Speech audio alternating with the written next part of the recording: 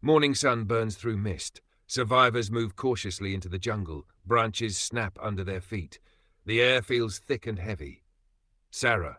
This place feels wrong, like the island is alive. Look, water! They discover a small pool. The surface glows faintly blue, rippling with unnatural light. Don't touch it. We don't know what it is. Unnamed survivor number 1, thirsty, desperate. Water is water. I'm not dying of thirst out here. He kneels and drinks greedily. Seconds later he clutches his throat, convulsing. His skin bubbles with blisters and smoke rises. He screams in agony before collapsing lifeless. Everyone stares in frozen horror. Sarah pulls the others back. Sarah, panicked. It's toxic. Nothing here is safe. Camera lingers on the glowing water, bubbles forming as if something beneath is alive. Scene 2. Nightfall horror, 49 to 58 min. Back at the wreckage camp, survivors sit in silence, firelight flickering on terrified faces. The jungle hums with eerie sounds, clicks, whispers, like something moving in sync. Laura, clutching her child. I just want to go home. Please, God, just let us wake up. Suddenly, a loud rustle. One man goes to investigate. His scream rips the silence, then abruptly cuts off. The group grabs torches, rushes toward the sound, but all they find is shredded clothing and drag marks into the trees. Later that same night, a second survivor vanishes from right next to the fire. One moment he's there, the next, gone. Only his flashlight lies in the dirt, still on. They're hunting us, one by one. Scene 3, Division, 59 to 70 min. Morning comes, grim and heavy. Survivors argue near the wreckage. Fear and paranoia grow. Victor. Staying here is suicide. We move inland. There must be shelter, food, something. I'm not waiting to be picked off. You didn't see what I saw. Moving inland means walking right into their nest. We stay together, fortify this camp, and wait for rescue.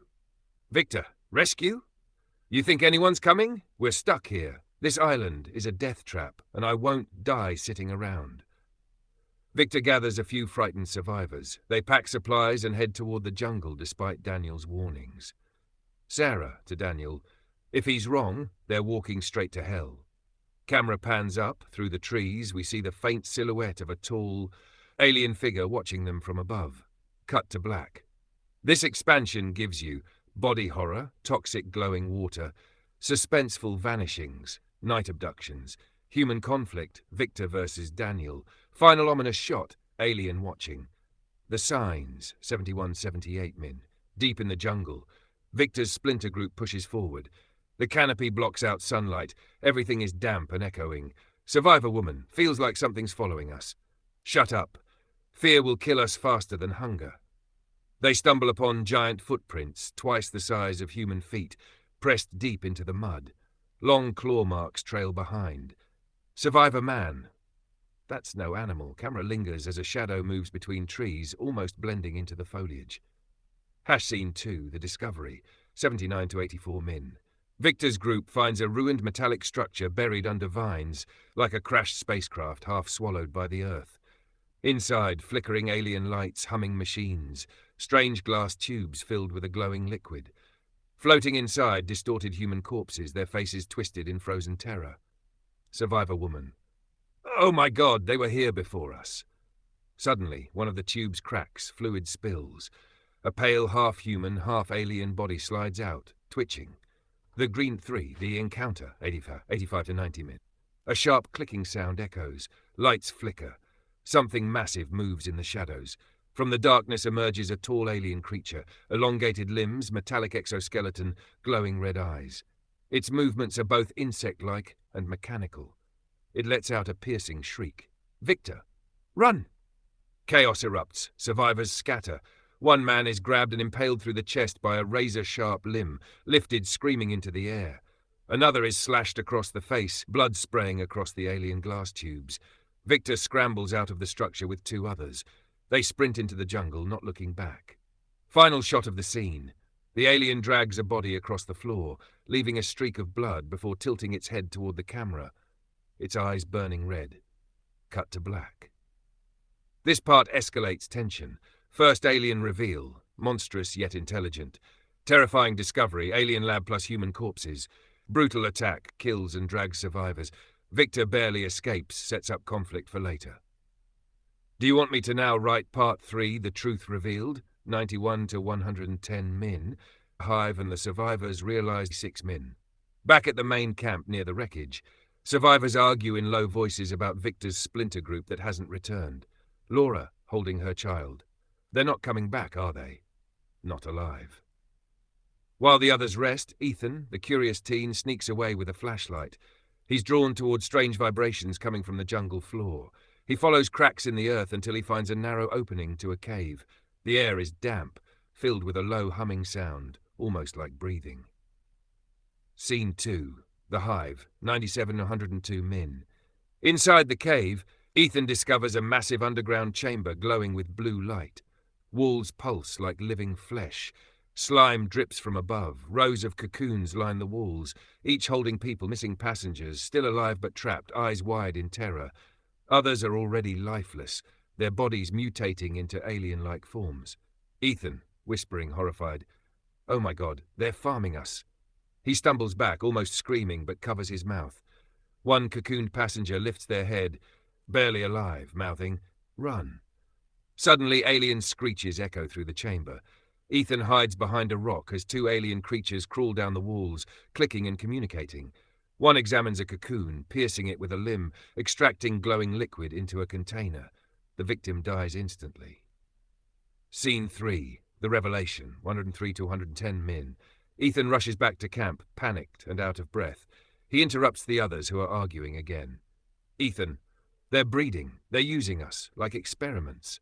Survivors gather around as Ethan explains what he saw. Cocoons, mutated bodies, human fluids being drained for alien use. Sarah, shaken, realization dawning.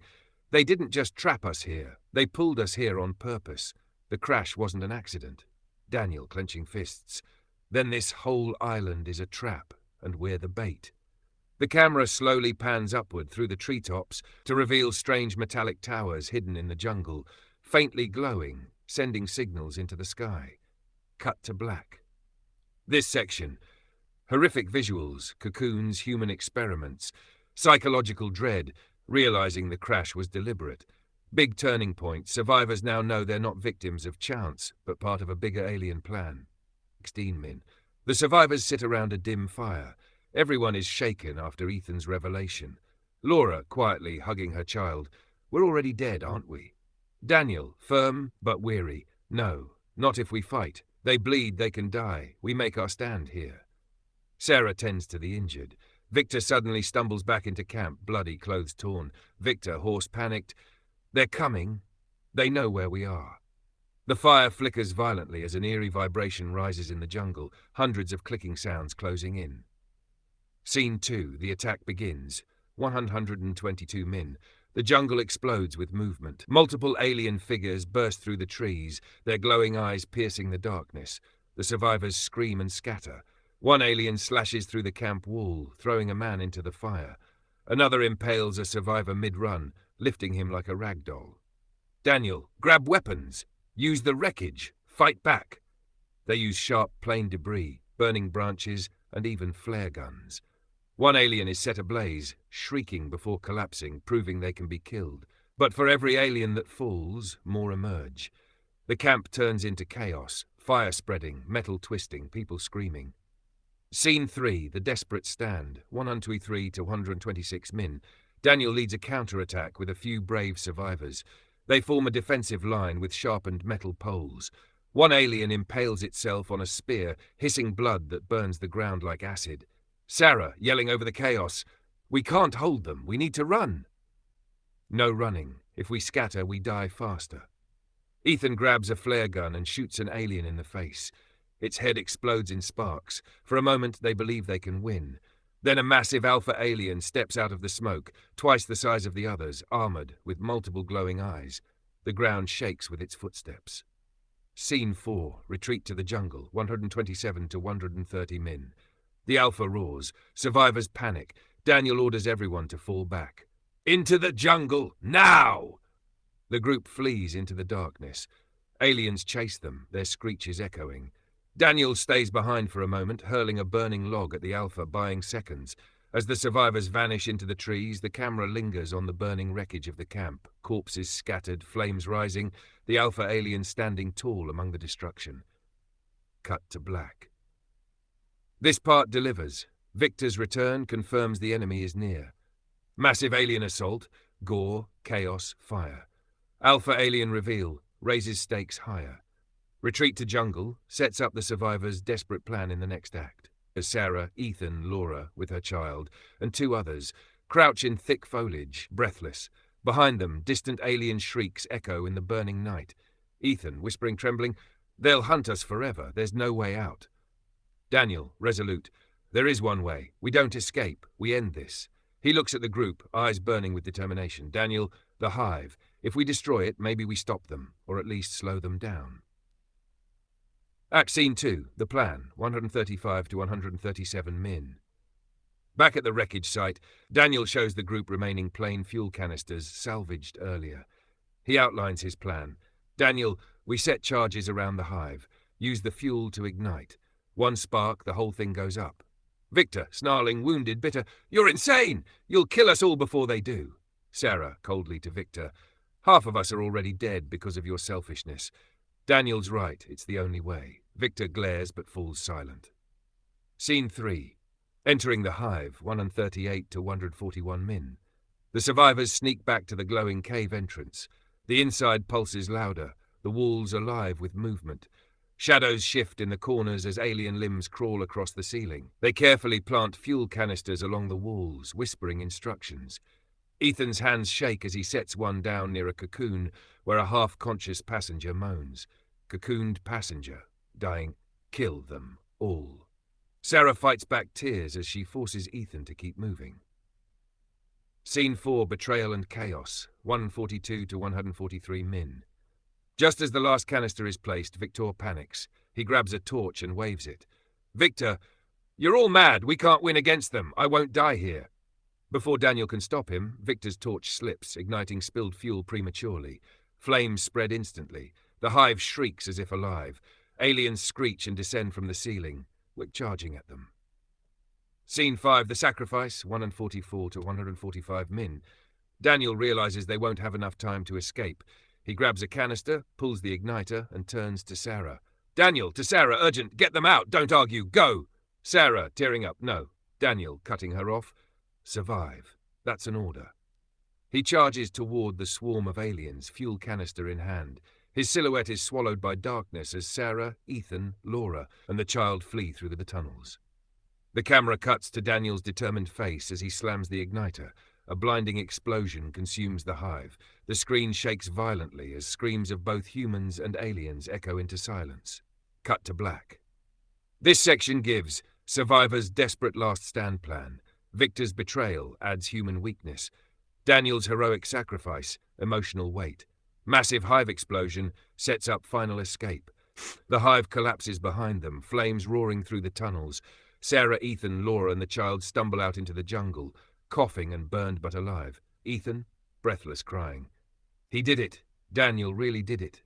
Sarah, grim, steadying herself. "He bought us time. We can't waste it. Keep moving." Behind them, distant alien screeches fade into silence, but the island itself seems to groan, like the ground is alive. Scene 2, The Boat, 148 min. At dawn, they reach the shoreline. Among the wreckage, they find a half-broken inflatable emergency raft from the plane. Laura, weeping with relief, "We can make it. We can finally leave this nightmare." They push the raft into the water, climbing in. The ocean is calm, golden sun rising. For the first time, peace seems possible. Scene 3, False Hope, 149 min. Hours later, drifting at sea, Sarah spots something in the sky. "Sarah, helicopter! Oh God, they found us!" The survivors wave frantically, screaming for help. The helicopter draws closer, its blades thundering above. Hope floods their faces. Ethan even laughs through tears. Scene 4, The Final Twist, 150 min. Suddenly, a blinding light engulfs the helicopter, the same one that struck their plane in the beginning.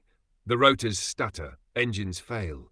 In seconds, the helicopter tilts and vanishes into the ocean with a deafening crash. The survivors stare in shock. Then, slowly, the sky above them rips open. revealing a colossal mothership hovering silently, its underside glowing like a burning eye. Laura, hopeless. We never escaped. We just led them to more. The child begins to cry. Sarah clutches him, eyes wide with despair, as the raft drifts beneath the enormous shadow of the alien ship. Final shot. The camera pulls up higher and higher, showing the endless ocean, the tiny raft, and the massive alien ship dominating the horizon. Screen fades to black. A single line appears. They never wanted survivors, only specimens. Ending impact. Bittersweet relief, destroyed instantly. Mothership reveal. Aliens control the skies, not just the island. Hopeless finale. No escape, only capture.